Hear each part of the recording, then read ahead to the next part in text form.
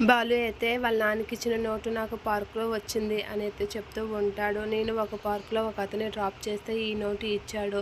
అది నీకు నేను ఇచ్చిన నోటే కదా నాన్న అనేత అంటూ ఉంటాడు. ఈ నోటు నువ్వు ఎవరికి ఇచ్చావంటే నేను మనోజ్కి ఇచ్చాను అనేత అంటూ ఉంటాడు సత్యం. ఆ మాటకి మనోజ్ అయితే షాక్ అవుతూ ఉంటాడు. అబ్బా మళ్ళీ వీడికి అడ్డంగా దొరికిపోయానే, ఎందుకు వీడు నన్ను ఇలా పీడించుకొని తింటున్నాడు అని మనోజ్ అయితే ఫీల్ అవుతూ ఉంటాడు. ఇక ప్రభావతి అయితే షాక్ అవుతూ ఉంటుంది. మీనా వాళ్ళైతే అలా చూస్తూ ఉంటాడు. వీడి పీడ నాకు ఎలా దొరుకుతుంది, ఆ వెతవికి నేనే 300 ఇవ్వాలా, అది వచ్చి ఈడికే వెళ్ళాలా అని చెప్పి మనోజ్ అయితే ఫీల్ అవుతూ ఉంటాడు.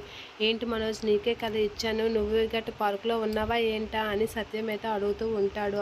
ఆ మాటలకి పార్కులో అవును మర్చిపోయాను. నేను ఆఫీస్‌కి వెళ్తుండగా మధ్యలో టీ తాగాను. అప్పుడు గట్టా చేంజ్ ఇచ్చానేమో. నాకు అప్పుడు ఆ నోట్ అయ్యి ఉంటది అని చెప్పేసి అంటే, ఈ నోట్ నీకు ఎలా వచ్చిందిరా అని సత్యం అయితే బాలుని అడుగుతూ ఉంటాడు. ఆ మాటలకి నేను ఒక పార్క్ దగ్గర ఒక అతన్ని దించాను నాన్న.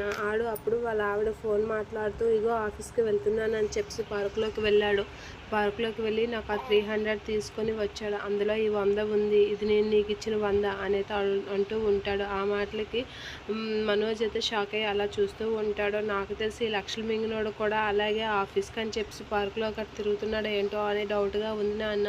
అందుకే నాకు ఈ నోట్ నా దగ్గరకు వచ్చిందేమో అని అయితే భయపడుతూ ఉంటాడు. ఆ మాటకి లేదు, నేను ఇచ్చిన నువ్వు ఎలా అనుకుంటావు, నేను టీ తాగినప్పుడు ఇచ్చిన 100 అది నాకు సంబంధం లేదు. అయినా నన్ను అన్నిటికీ అనుమానిస్తాను వేటి, నేను చక్కగా ఆఫీస్కి వెళ్ళి నా పని నేను చేసుకుంటున్నాను అని అయితే గట్టిగా అంటూ ఉంటాడు మనోజ్. అబ్బో అని చెప్పి బాలు అయితే అంటూ ఉంటాడు.